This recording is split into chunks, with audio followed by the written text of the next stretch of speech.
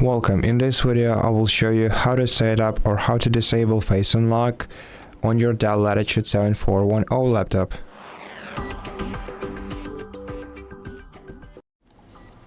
First, open the Start menu, then go to Settings and then select Accounts.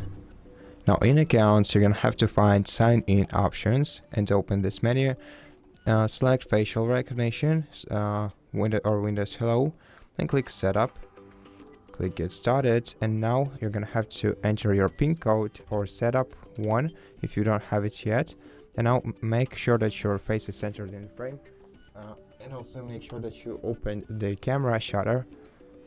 And fortunately I don't have a good lighting condition. And at this point it's all set, so my face was added.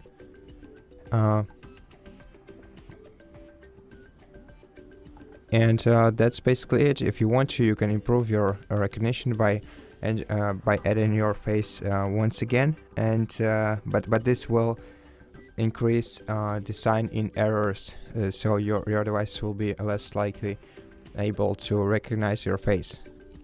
And that's how you do it. Thank you for watching this video. If you liked it, please consider subscribing to our channel, leave us a like and a comment below, and I'll see you in the next one.